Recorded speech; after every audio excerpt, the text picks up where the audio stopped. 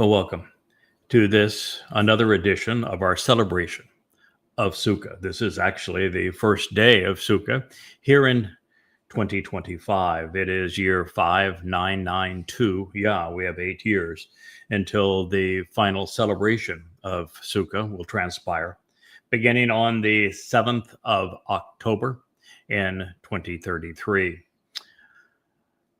In that our program yesterday was devoted to something that I think is really quite profound, which is that the celebration of Sukkah, or as the rabbis want to call it, Sukkoth, but that's not how it's written in the text,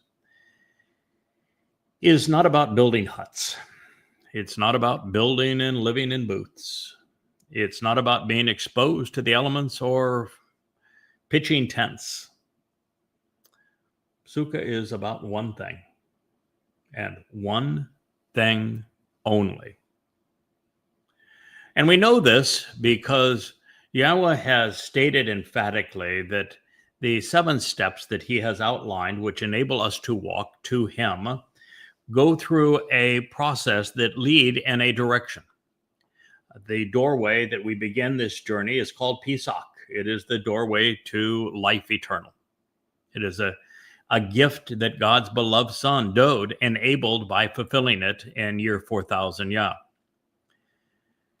The next step along that way is across that threshold of matzah, where our religious and political guilt are expunged, where the fungus that is the yeast of religious and political interpretations, false gods, is watched from us so that we appear perfect before God.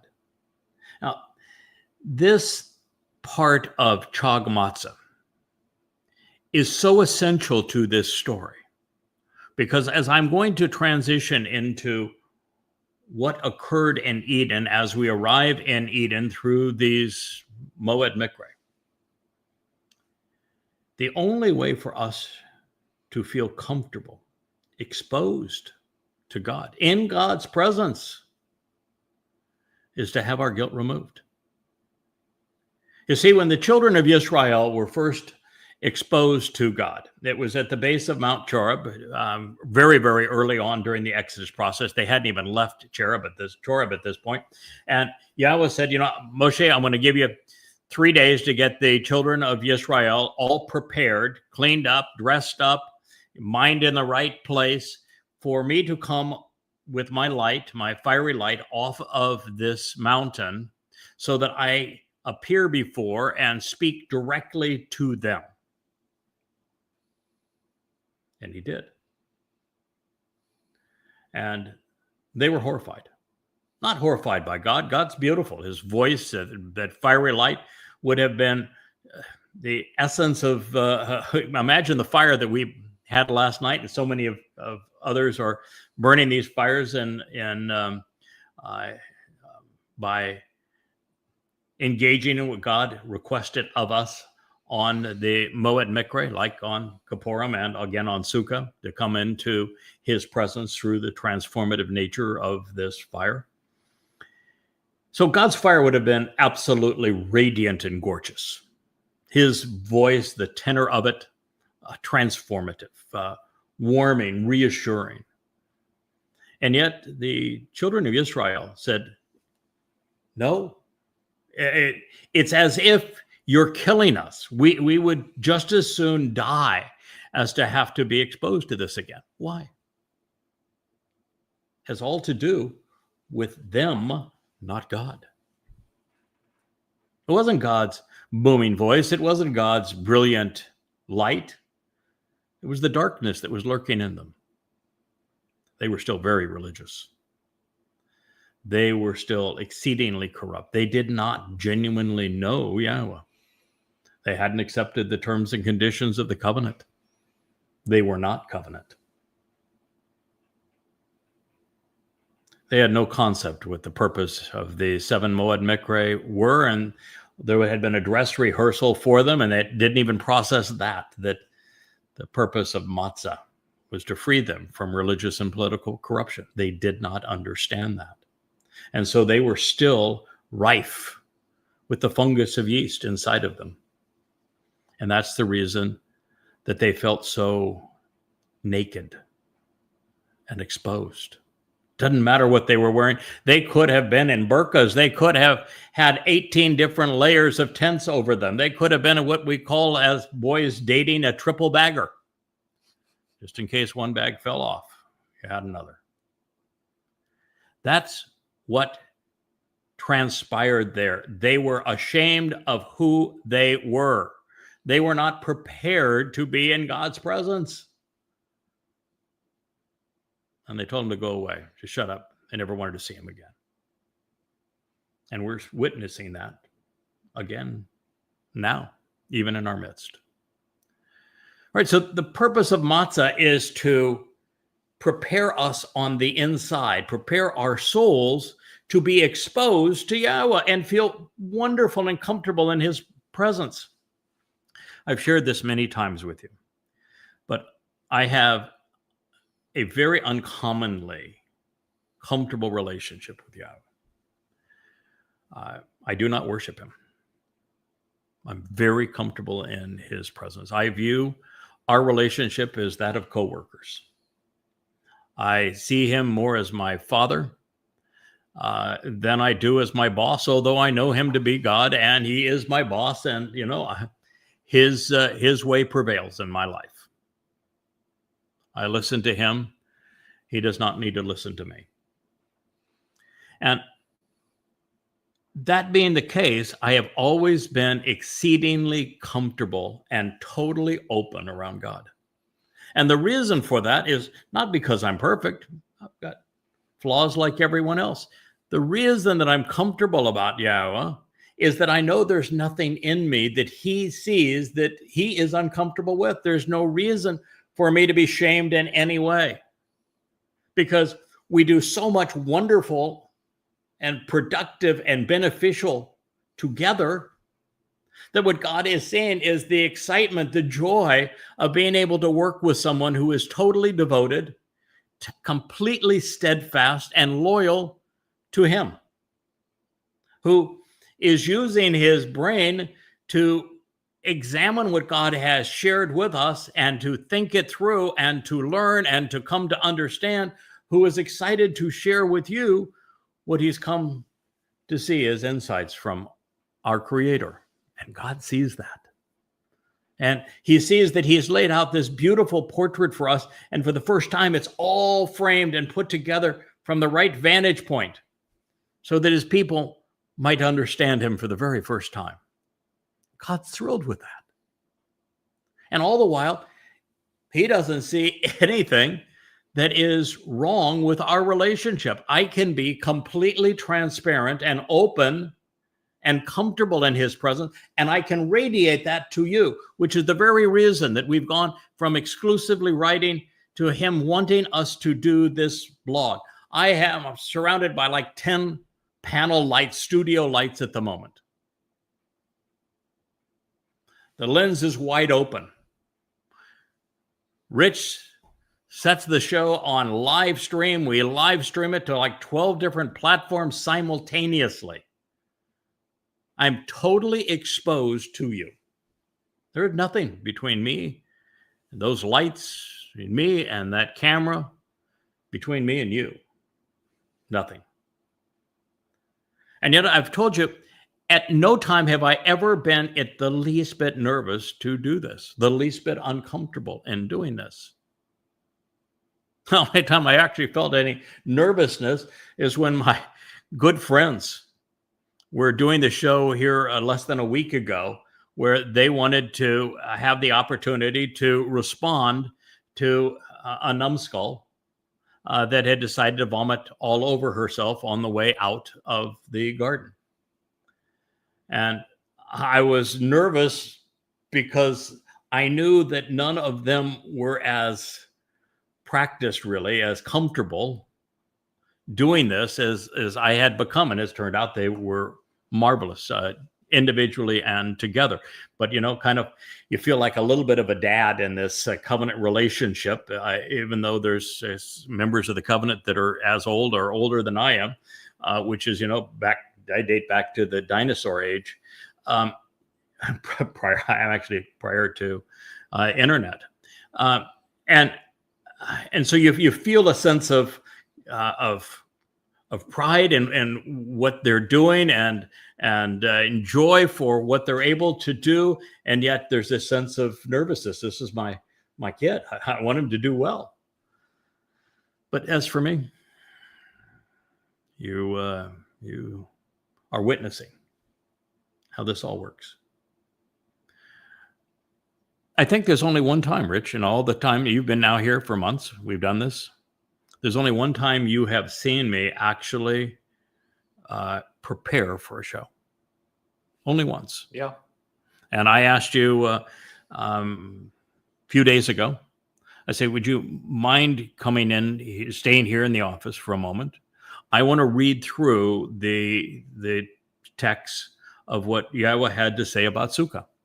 I want to make certain that we know exactly where he is going, because I have this insight now, which says there's no tent associated with Sukah. And before we make that statement, let's just make certain that it's consistent with everything that Yahweh has to say. So it was the only program where I went through the material that we're going to cover in advance of the program. Otherwise, I avoid doing so, because I think that the spontaneity of all of this, particularly after I've taken the time to write all these books, made them freely available to you so you can look at what I had previously considered and learned and shared in writing. But the beauty of this program is it is extemporaneous. It's largely even impromptu. And I think there's a genuineness that comes through with that, particularly when you're talking about the single most important topic in the universe, the preservation of our souls. So the reason I'm able to do that is that after 24 years of being exposed to Yahweh and of learning from him, I've come to know him very well. I've become very comfortable around him. I've learned a great deal from him. And I'm now in a position to be able to share what it is that he wants his children to know. So that's the purpose of matzah. We seem to have a whole lot of people who are desirous of creating the impression that they are seeking to be with God, when really what they're trying to do is resolve their discomfort with themselves. And I'm here to tell you there's only one way that can be done, and that is to completely expose yourself to what Dode is offering. When Dode took away our guilt and brought it into Sheol after fulfilling the role of the Passover lamb. Because then there is nothing in you other than that which is right. A celebration of our life together with Yahweh. And then, of course, we transition through that third step along the way, which is Bikurim, where we are brought into God's family, allowed into his home. We have become immortal, which means we have transitioned from physical mortal beings to non-mortal beings, non-physical beings, to being enveloped and transformed by that fiery light, such that we are eternal, just like light is eternal. And then we are perfected. There's no more darkness in us. This light completely envelops the darkness. And we're empowered and enriched by that as we enter God's family as his children, inheriting all he has to give, where now it is our Father's responsibility to raise us, empower us, enrich us, enlighten us, enable us, which is precisely what he does. Now, the next step along the way is Shabuah. Now, Shabuah is a place where the standing and mature grain are harvested. You want to be part of the Shabuah harvest, then we are told explicitly that it is a Bikurim harvest, which means you need to understand precisely what Pesach, Matzah, and Bikurim represent. You need to understand how to observe them, and you need to know who fulfilled them and for what reason. Something that was unknown to the world prior to God explaining it to me and me sharing it with you. But even then, it is of standing wheat, of standing grain, mature. Which means you can't be one of these that is having all sorts of conniption fits over who you are, who we are, where we're going, what God is saying, who he has chosen to work with, who he stated he would speak through. You're either with us or you're not in this regard. And it is a harvest only of mature, not immature grain. And of course, when you look at a harvest like grain, it is the kernel stripped of the chaff, is it not? And the chaff is blown away. Are you comfortable being stripped of your chaff before God? Because if you're not, you will not be part of that harvest. And God clearly assigned an individual that is responsible for cultivating this harvest. And what we are learning is that he is as responsible for issuing the invitation based upon God's terms as he is for keeping the chaff out. Now, this leads to the most extraordinary time in all of human history. 8 years from now, we will be celebrating Chag Matzah. And Chag Sukah. Dode fulfilled Chag Matzah 2,000 years ago. And because of that, we'll be in a position to celebrate Chag Sukah. And Chag Sukah is all one integrated event, just as Chag Matzah is one integrated event that includes Pesach, Matzah, and Bikurim. Chag Sukah is Teruah, Kippurim, and Sukah. And so that fifth step along the way is Teruah. It is both a gleaning and it is a sacrifice. It is therefore Pesach and Matzah and Bikurim all combined into a day. There's only really one difference, well, maybe a couple of differences between what happens on Teruah versus what happens on Pesach and Matzah and Bikurim. And again, keeping in mind that Teruah is integrated into Kippurim and Sukah. The differences are to benefit from Pesach, Matzah, and Bikurim. You have to be invited by God and to choose him.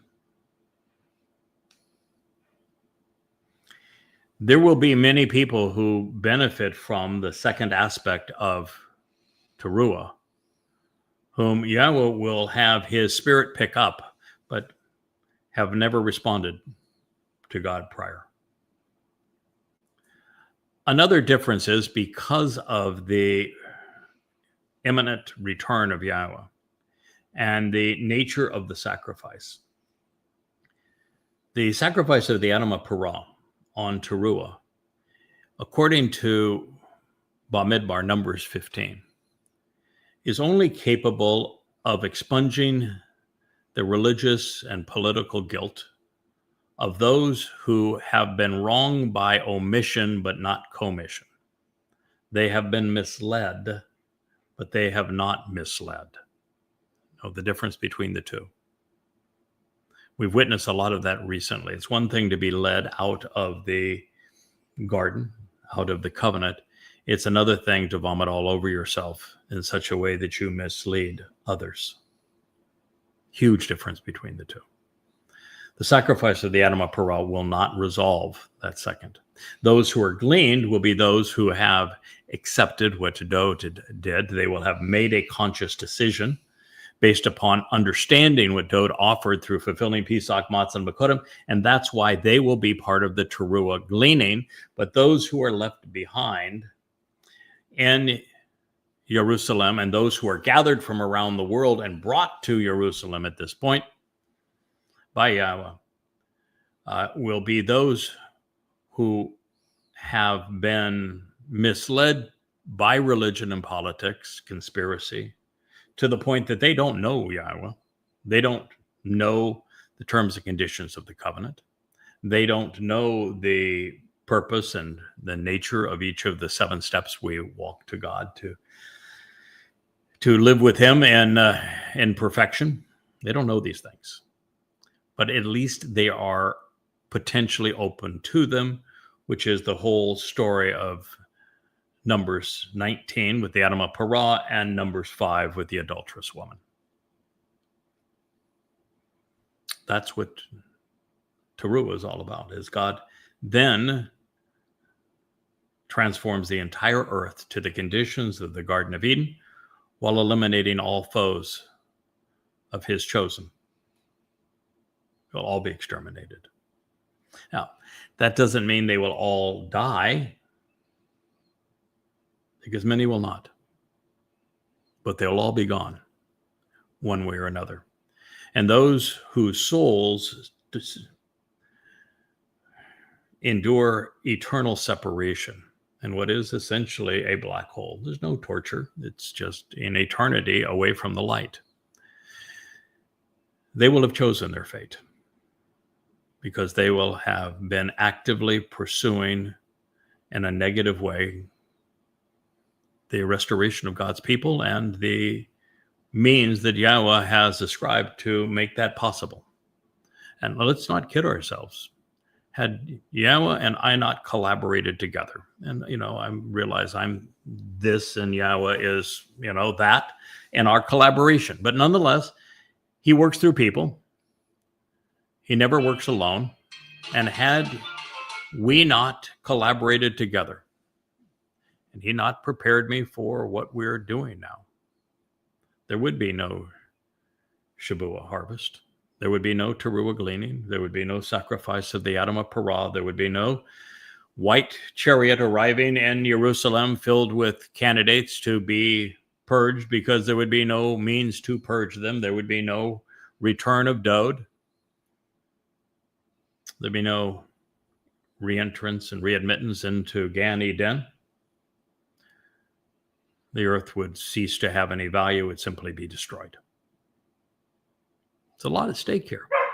And prior to our collaboration, no one knew any of these things. That's why to go from just saying, I don't want to be part of this anymore, which is just fine. Your soul will cease to exist, but no big deal. It's not a punishment.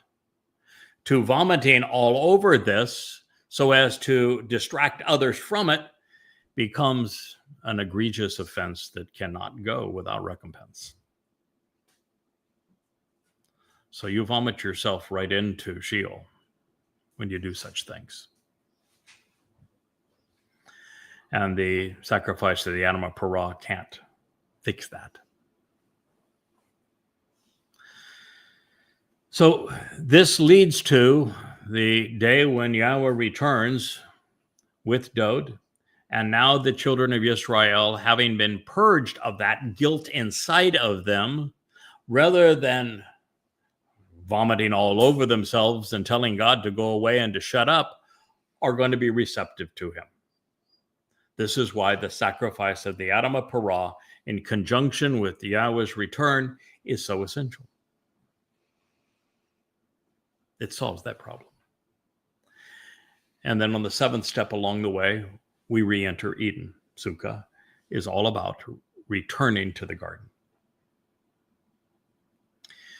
About 2 weeks ago, Leigh and I began to speak of this realization that Sukah and Eden, Gan, the garden, are one and the same, that there's no distinction between them. It's the entire purpose of Sukah is to bring us back into the Gan garden. And what I just shared with you a few days ago as we were approaching Sukah is that Gan is garden, is based on Ganan, which is a protective covered enclosure. And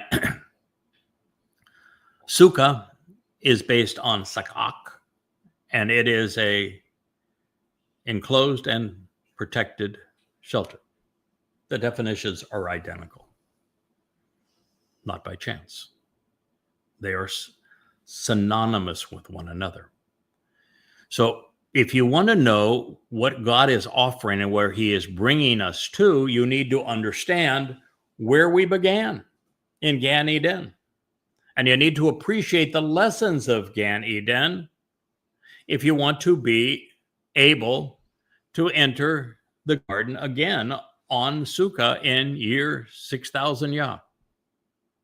That is the single most important teaching I can provide on Sukah. So since we've had more women claim that they are seeking modesty and yet being exceedingly immodest, and not just choosing not to be part of this covenant family and of precluding themselves entrance from the garden and participation in the fulfillment of the next 4 Moed Mikre. They have picked a fight. They have each come out spewing all sorts of vile nonsense, thoughtless nonsense, emotional responses to personal problems that they are suffering from because of whatever is still lurking inside of them. And so I want to share a little bit about the garden. It says they don't seem to get it. They think that I'm doing something to them when I didn't pick this fight. I have never once talked to this woman named Anne. Never once. Never. I don't even think I even had an email with her in this entire time. If I did, it was so unmemorable. I have no recollection of it. I don't think I've ever had an email with the newest prisoner of the darkness. Never spoken to her on the phone. Never. In terms of response to posts, I was always kind, uplifting, supportive, without exception. Never said anything, even behind their back, quietly, that would be anything other than kind and supportive. And they chose to be vile. They picked the fight. I very seldom, if ever in my life, have picked a fight. But I've never cowered and walked away from one either.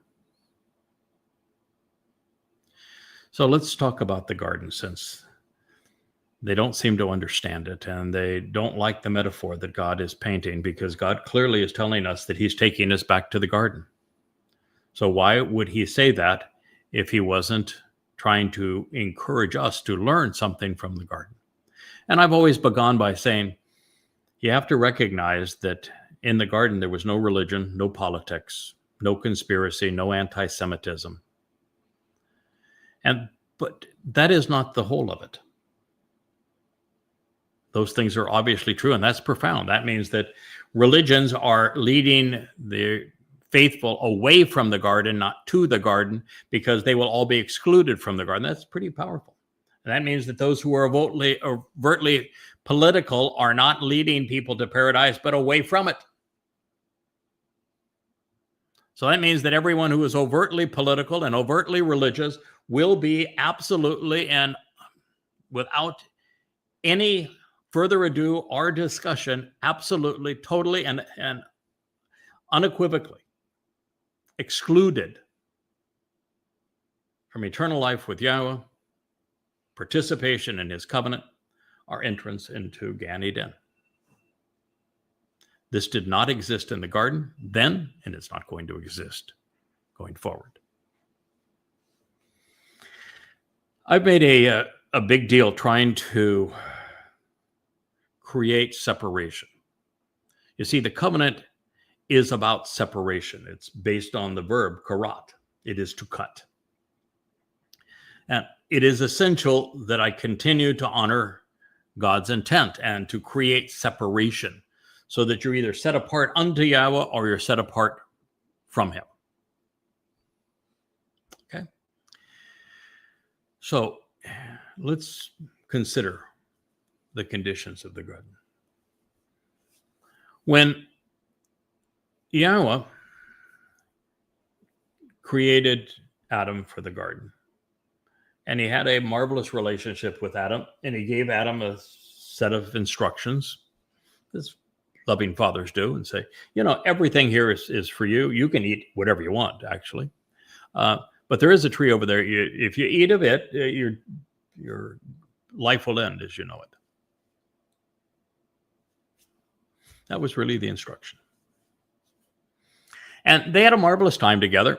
They walked through the garden together. They explored various forms of life together, learned the nature of the various animals. God was very interested in showing Adam the life forms that he had created and brought them all into the garden and allowed Adam to relate to them, which means we'll likely be able to communicate with animals going forward in Gan Eden and enjoy them even more than we can enjoy them now.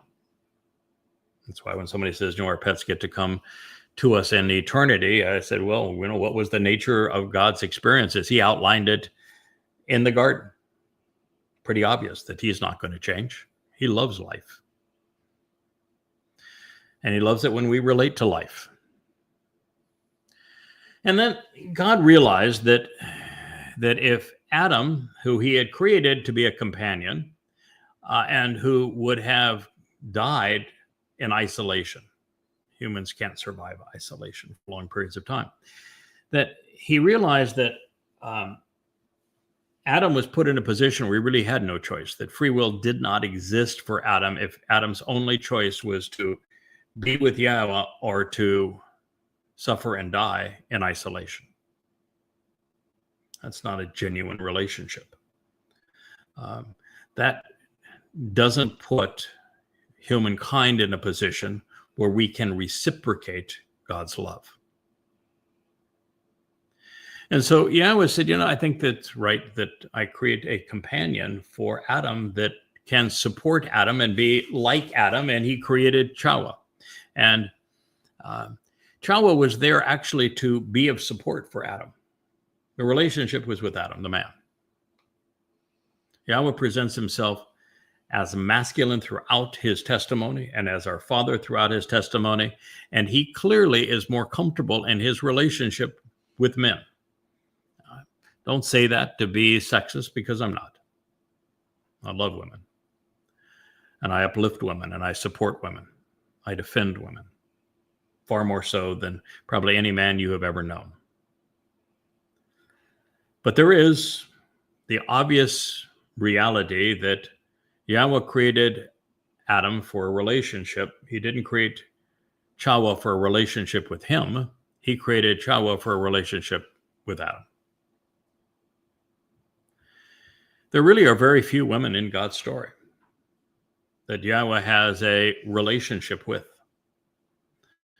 His relationship was with Abraham, and he certainly liked Sarah, talked about Sarah, encouraged and helped Sarah.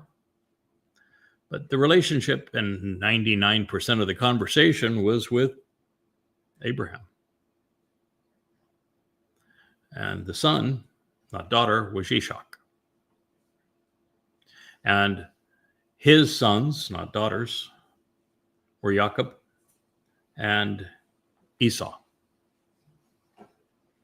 And although there was a daughter among the 12 children of Jacob, Israel was comprised of the sons, was it not? They weren't much to draw to. They were bad boys, but nonetheless, that was how the relationship progressed. You have a lovely story and Deborah, but even she went to a man to carry out what she thought needed to be done. You have a really lovely story in Ruth. Your people are my people. Your God is my God. It's a really lovely story with Ruth. There's a nice story with Hannah. story of Esther is all completely made up by the rabbis. It doesn't exist in terms of any relationship with Yahweh. There really are very few. Maybe because Yahweh is so masculine in his orientation, in the sense of, as he explains it, reason over emotion, that he's more comfortable relating through men. And if you look at the history, the movers and shakers, Abraham, before Abraham, Noah, actually Adam first of all, then Noah, and then Abraham, and then Yishak, and then Jacob, and then the 12 sons of Israel. And we come then to Moshe. He didn't go to Miriam, did he? Could have. But he went to Moshe, didn't he? We don't even know how Miriam and Aaron got out of Mitzrayim, do we? We don't even know hardly anything about them. We just know that Miriam was able to lead the chorus of the Song of the Sea, and then she went AWOL. So she appeared to be part of the covenant, and then she obviously wrote herself out of it and was divorced by God, which we're seeing a lot of right now because she was bitter. And that is my experience with these women. They are bitter. It is not redeeming. So you continue through the story. It's Moshe. And when Moshe failed, good God, can you imagine being so desperate for somebody to stand up and stand with you that you'd have to go to Aaron, who was just an absolute horrible human being? And Miriam. But that's what happened. And then, we progress along the way, and we find Yahweh working through Yosheb ben Nun, another man. And then we find him working through Shamuel, whom he referred to as a judge because, well, he was judgmental, extremely rational. And then he would reach out to and anoint God's beloved son, not his daughter, Dod. And then you look at the prophets whose names we know. If you look at Ruth, is a wonderful story, but not a prophet. And you look at those who actually wrote, so that we have a written legacy of what they had to say. They were all men, weren't they? God loves women. Absolutely, unequivocally. And he loves smart women. Yeah, he does. But the fact of the matter is, God relates with and through men. You can say, well, it's being unfair here. I'm just telling you the way the story is told to us. And God is so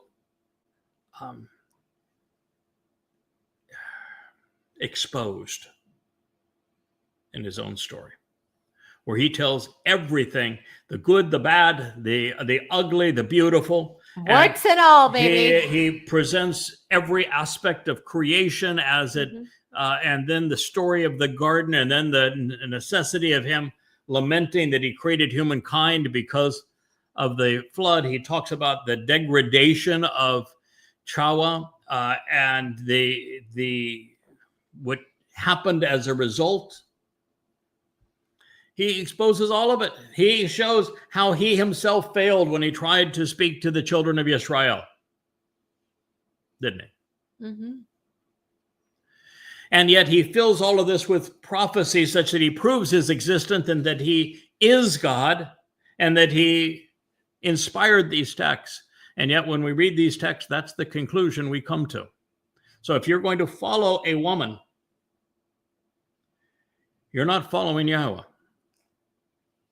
me say that again. If you are following a woman, you are not following Yahweh, because Yahweh chooses to lead through men. That doesn't make a woman any less than a man, because the men that Yahweh chooses to lead through respect women. What did Moshe do with the women at the well? He risked his own life in support of them. When Miriam went and attacked Moshe because of his wife, which is prophetically of how they would attack me through my wife, what did God do? He came to her defense. Not Miriam's defense, to the wife's defense. God is telling you how it is. You will not find anywhere in the Torah, the prophets, the Psalms, where God said, I am empowering this woman. I want you to listen to her. I am speaking through her. I want you to follow her.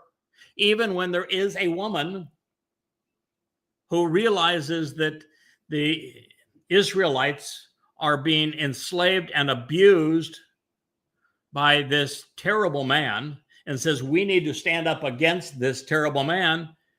To make it happen, a man was involved. And a man is the one that actually led the assault against him. Mm-hmm. In the same way that when I figured out Larry Hendricks was a very bad person, I brought it to you. Yes, you did go Because against. Yahweh's men protect their women. That is correct. That's the natural order of things, kids. Yes. And if you are following a woman, you might be following her right into Sheol. You were brave and correct to recognize that conspiracy cult. And by the way, Larry has, of course, joined with Dee in their new Mommy Goddess conspiracy cult. Craig you were wise to recognize how evil that was and how inappropriate that was. And as a matter of fact, your break from that cult was that you witnessed Larry lure women in based upon him pretending that he had created these translations that were mine, just like Dee has subsequent done, and just like Dee had lured women in. And then he abused those women that he had let in, just as the Mother Goddess cult is doing now. He sucked them in based upon pretending that what he knew was his insights as opposed to mine. By wearing you like a human suit. Wearing me like a skin, just as Dee has done, and then abused everyone that came in because why? He was a psychopath, just as is Dee. And so when you recognize this was the case, and your goal wasn't so much to stand up for yourself, it was to stand up for the women that you saw him abusing. Yep. And what you did is you went to a man that you thought you could trust that would stand up for women. And I asked you one word. It all hinged on one word. BN. Understanding. Yeah. I said, to get this, you're going to have to muster all your BN. Yes. And we did. Yeah. We stood up against the man that was abusing women. But you can't change the reality. Nope. Yahweh presents himself as a father. Every pronoun that he uses and every verb describing his actions and his speech are all masculine singular. Period. He only presents himself as our father, never as our mother. And he chooses to work through men. Now, you think God's pretty bright? You know, when God said, I chose Dode, and I chose him for reasons that are different from the reasons that men choose other men or that people choose other people, you think that God's really stupid and he doesn't know what works? Do you think he chose Dode because he'd be a mess and that he couldn't accomplish anything with him? Or did he choose Dode because he said, that's a guy who can think it through. He's going to be able to figure it out. Yeah, we'll have some stumbles along the way, but he will figure it out. And in the end, he will do the right thing for the right reason. I know it because I know the very fabric of this man, the character of this man, even when he's 8 years old. And that's what he chose. When God said that he was going to reclaim his own, that he was going to reintroduce his name to his people, that he was going to make the commitment such that his people finally came to appreciate what his son Dod had accomplished by fulfilling Pesach, Matzah, and Bakodim. For the first time, understanding the conditions of the covenant. For the first time, being able to walk to that path through the Moed Mikre to return to Eden. He told you who he was going to choose. And it was a Nakri, masculine, male, singular. And a Choder, Not a wasp. masculine, singular. All the way through, he told you who he was going to choose, and he told you how he was going to work with them. He told you when this was going to happen. He told you how to respond to him, not her. If you're in a cult where the woman is the leader, you You're are screwed. not with Yahweh. Do you understand that? Let's be really clear, because Yahweh was. You're dealing with somebody who, just like Miriam, is trying to lure you in because she wants you to suffer the same fate. She knows her fate. And just like Satan knows he is off to Sheol, and the more he can lure into Sheol, the better. All right, so let's go back a little bit to Eden. Yahweh created a relationship with Adam. He was enjoying his relationship with Adam, but he didn't think it was fair to Adam to put Adam in a position where Adam didn't actually have a choice, but to spend time with Yahweh. So Adam created Chawa for Adam, not for himself. And somewhere along the way, Adam chose to listen to and respond to Chawa rather than to Yahweh or Yahweh's instructions. He started listening to the woman rather than leading the woman, rather than teaching Chawa what he had learned in his relationship with Yahweh, rather than being a man. He let Chawa take charge, and Chawa created the first mother goddess cult. When you listen to what Chawa said, when she was perverting and twisting Yahweh's testimony to serve her own interests, she wanted to be a goddess. She is absolutely symbolic of what has become the mother goddess cult that has lured and is continuing to lure so many to their demise. She wanted Adam to worship her. Chawa wanted to be a goddess. She wanted to be just like God, better than God. Kinda And like so she them. twisted the testimony of God to suit that agenda. Now, prior to that time, we are told explicitly that Adam and Chawa were naked, and they were not the least bit embarrassed or shamed by it. Do you know why?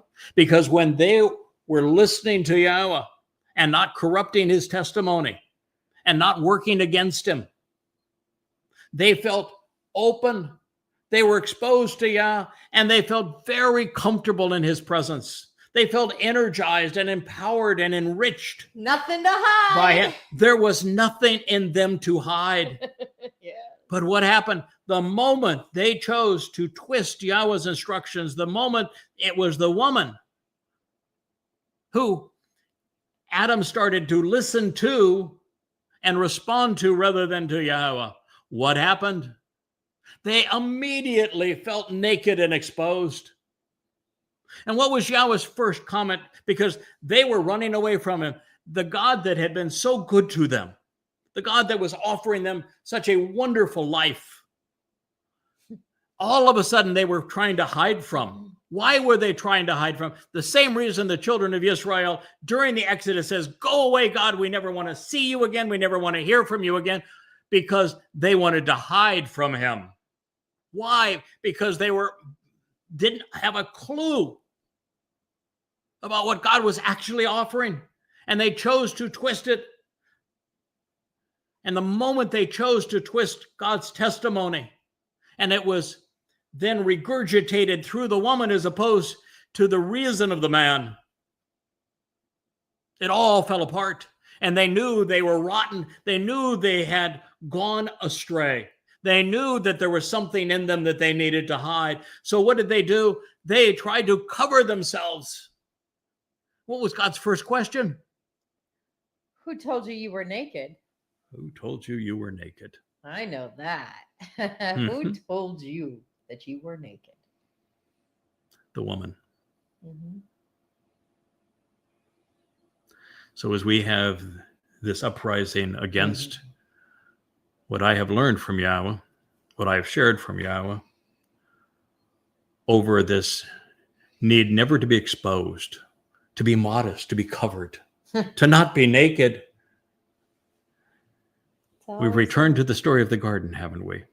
God turned everything that he has shared with us in the Torah. He has made it a prophecy specifically about our time, about this moment, so that we could explain it to you, so that you are not the next one out the door.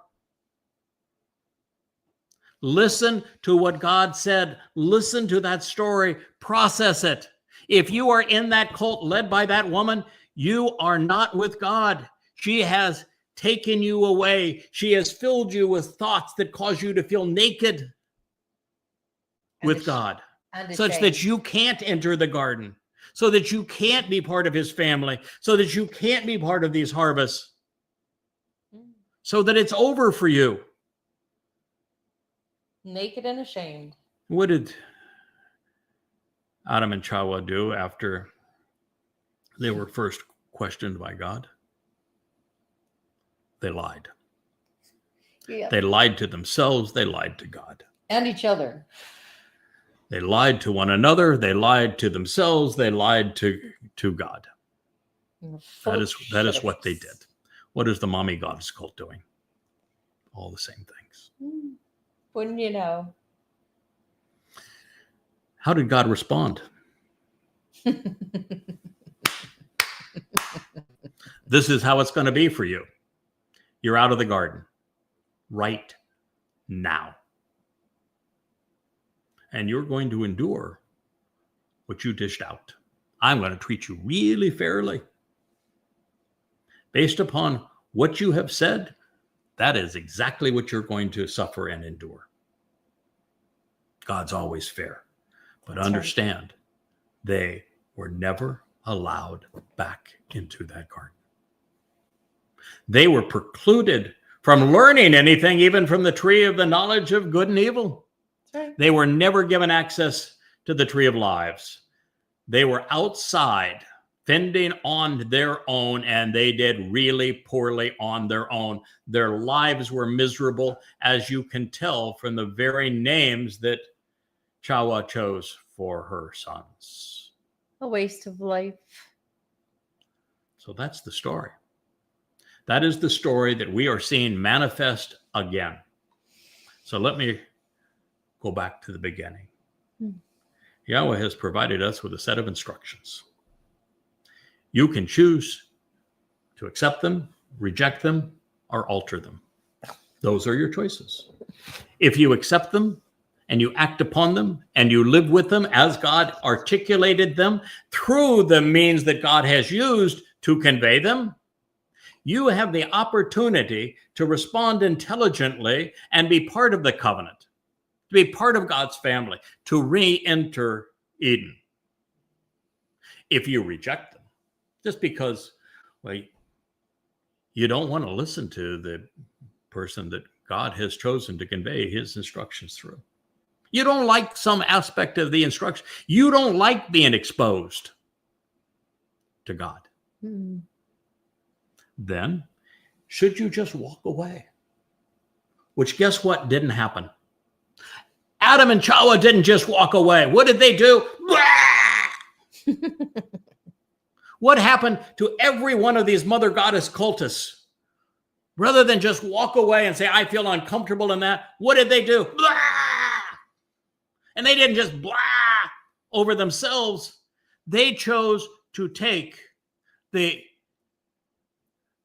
notoriety that God has ascribed to our collaboration together and spew all of their vile right over that, to capitalize on what we had worked to achieve for 23 and 24 years and to poison all of it. Just like Adam and Chava spewed poison all over themselves on the way out of the garden because they couldn't do it, couldn't handle it. So we have a post today that's on the top of my Facebook page, Craig Wynn Facebook page, that shows an illustration that a woman did who was the most recent to do this to herself. She's all whiny. He said, you either have to walk away or Craig's going to condemn you to darkness and hell. No, I'm not. You're going to do that to yourself if you can't walk away quietly. You're going to attack what God has said. You're going to try to twist it. You're going to lie to yourself and to others, even to God. There's a consequence for that. And that is you're excluded from the garden and you're never coming back. And if you throw up such that your vomit negatively affects God's people, negatively affects what God is trying to achieve through his chosen implements, then there is a consequence for that. And that consequence is Sheol. No torture there. You will not have been sent there unless you chose it. And you now know the way that it occurs. So I think it's rather important that we get back to basics. God's story begins in Eden and it ends in Eden. If you don't like Eden, you won't be there when we return. You see, the job I have been given is not just to encourage a harvest. It is to discourage those who do not belong. God's not looking for a large number of people. He's looking for thoughtful, judgmental people who are right about him. The world's filled with people who are wrong. Yep. They don't belong. And I'm happy to discourage them. And so our goal is that we will continue to double down. We want to make it absolutely certain that if you are uncomfortable being around Yahweh, because you're uncomfortable with some aspect of Eden as it was and as it will be, then you do not belong. And we want to make certain that we don't make a horrendous mistake and include you when you should not be included. So we will continue to correct. We will continue to poke, to agitate, to be extremely blunt and bold on who God is and what he is offering, so that if you do not belong, you will exclude yourself. My love, if I may. And you will announce that you have excluded yourself as all of them have done. Mm-hmm. If I may. The Mikra are invitations to a party to meet with Yahweh, correct? Also, in many of those Mikre, we have a set menu. A ram, a bull, and a goat. Well, if you spit in the face of the bull, do you really expect that it will be there to, erase your sins? I don't think so. The final of the three animals that God has picked as metaphors, and by the way, nudity is a metaphor in the garden. Mm-hmm. He's not saying that we're going to be naked going forth into Eden. What he is saying is that if you can't be naked in front of God, exposed in front of God, and be comfortable, if you can't do what I'm doing right now, you don't belong. Then you don't belong. I am exposed more to you right now than anyone who has ever posed nude. Mm-hmm. That's just the reality of it. And so you need to be able to think these things through as opposed to react emotionally and then to twist God's message. And so when he chose a bull for the personality type at the end, bulls are not known for their tolerance, are they? No, they're pretty direct, straightforward. And they don't play games. They don't back down, do they? No, hardly. You ever seen a bull back down? No, not No. even to a Well, they do sparrow. have them back down now. They've got a whole series of AI generated. I thought, the first time I saw it was pretty amazing that this cat jumped on this bear and saved a baby. And then there's like 12 of them. And so you say, okay, it's all AI generated. And there are certain circumstances. Well, I'm sure there's probably now a cat that has chased away a bull from the bull goring a baby in the last moment. But the fact of the matter is that bulls don't back down. God was Hardly. looking for somebody who wouldn't back down. And I'm not going to back down. And I will continue to charge. And we will charge for every last moment that we have. We will continue to be bullish on all things that pertain to Yah. But we are going to trample down and keep out all things that don't. And so I want you to know that we are returning to Eden. If you don't like it there, you're not going to like it as we go back. And our job is to keep Eden from having people in it who will make life miserable for the rest of us. So, my friends, Sukah is gone. Gone is Sukah. The story is from gone to gone. Most people have excluded themselves and will simply pass away into nothingness. And there are many who have been so busy, so miserable with themselves that they find a need to exclude others, to make others as miserable as they are. To make their little cult of nothingness and stillborn children. They will find themselves far worse than excluded. Yes.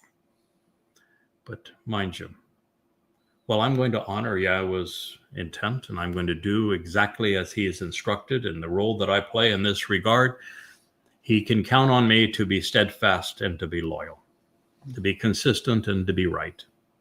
And I will do nothing more or nothing less than his instructions require.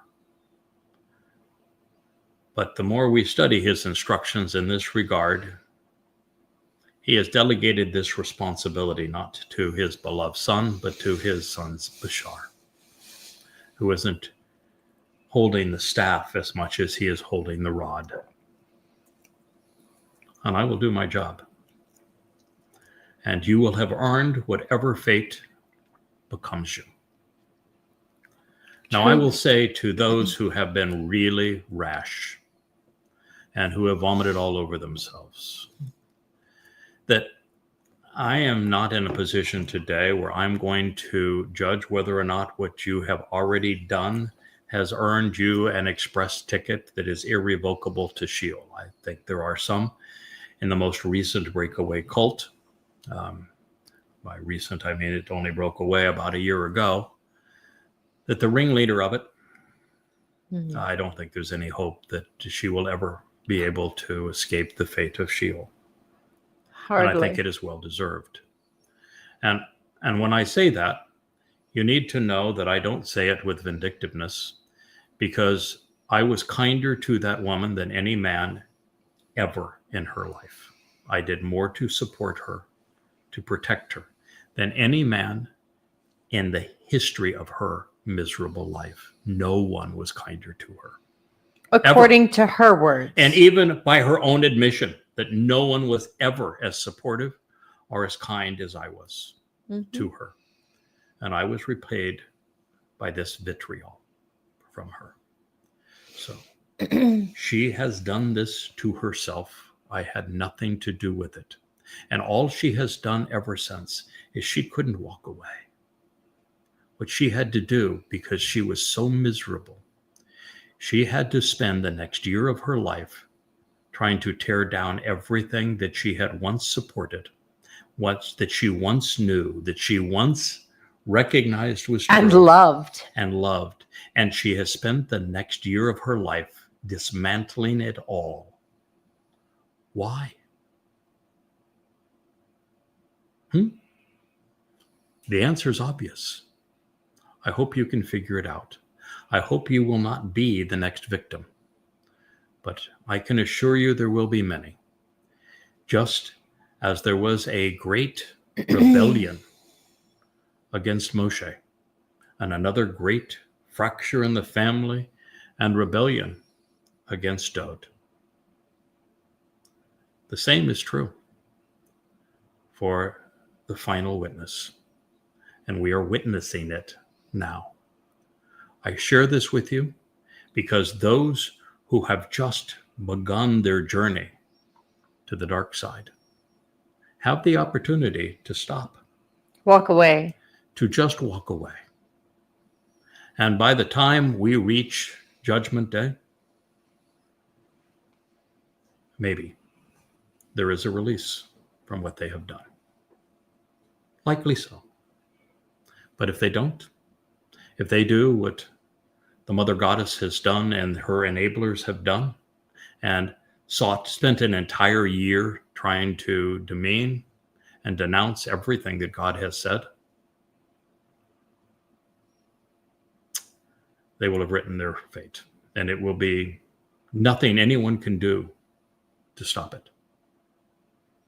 So that's the reason I'm sharing this with you, and I'm sharing it with you on Sukah, because Sukah is a return to the garden, and very, very few will get that distinction, that honor, to be back exposed, listening to Yahweh, and listening to Yahweh teach us through the men of his choosing.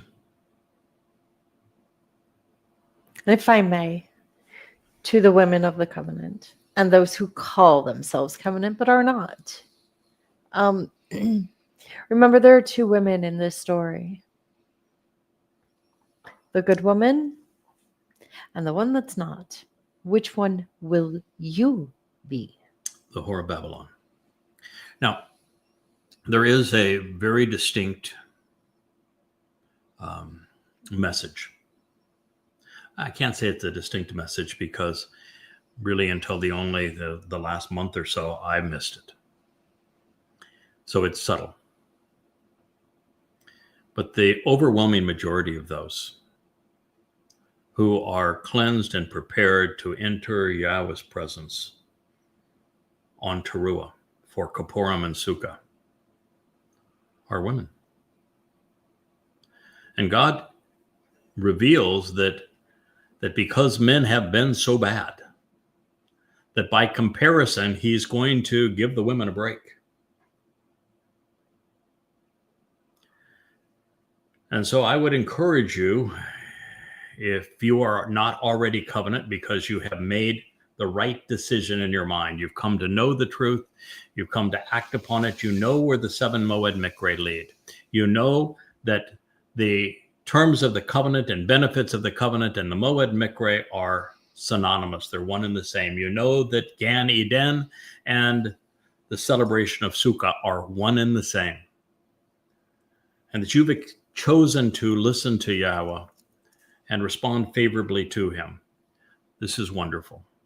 If you are just out there in the blogosphere lost, but not actively working against God's people, his message, you're not overtly religious or political, then particularly as a woman, because of all of the harm that men have done to you over the ages. That's one of the reasons we get into this, be free in front of Yahweh's presence.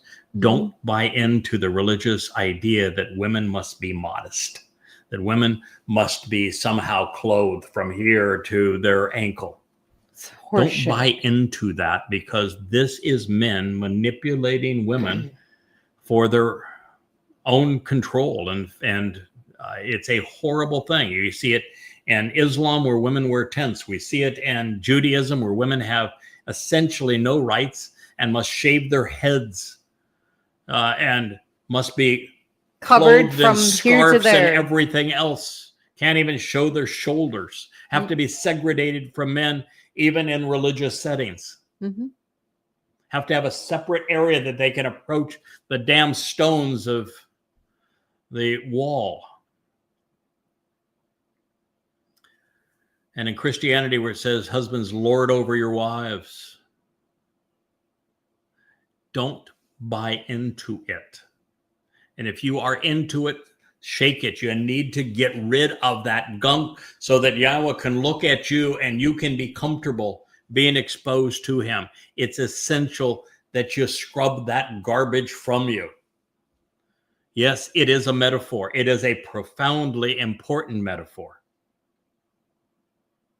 And we're going to continue to drive that metaphor home so that more people are not led astray, victimized by those who would spew their vomit all over themselves and everyone else. Eden is a vomit-free zone. And so I thank you for listening. We'll return hopefully later today with a second program on Sukah. Today is a special day. Kara, who is a little furry bundle of joy, a smaller, puppy. Younger, prettier and feminine version of Wookie is showing up today. Shannon is bringing her here. And we are positive that Asher is going to be absolutely delighted because Asher loves everyone. She loves playing mommy too. Yes, and she loves playing mommy, and Asher's just going to have a lovely time. And we're hopeful that Wookie realizes this is a little girl, and therefore someone for him to love and not to have to be all Wookie-ish over. And so we're going to introduce them. To lord over her, this Wook. afternoon. We're going to celebrate Shannon being here as he continues his tour of our family from sea to shining sea. And so this afternoon will be filled with that sort of thing. So if we don't get another program in, you'll understand why. We have a house guest. We have a house guest. And, or two. We, as you saw with the fire, these last celebrations, we live in a wonderful place. We celebrate our relationship with Yahweh. Our home is his home is our home. And we're kind of having a foretaste of what Eden is like, even as we live here in this environment. And so celebrating life is part of this responsibility. And I want to tell you, there are certain days where it's tough to do this job. And you need to be recharged, and you need just to enjoy life as Yahweh intended it and family as Yahweh intended it. And so this afternoon and evening is one of those times. Thank you all for listening. You have a wonderful first day of your celebration of Sukah. Good night. Shalom.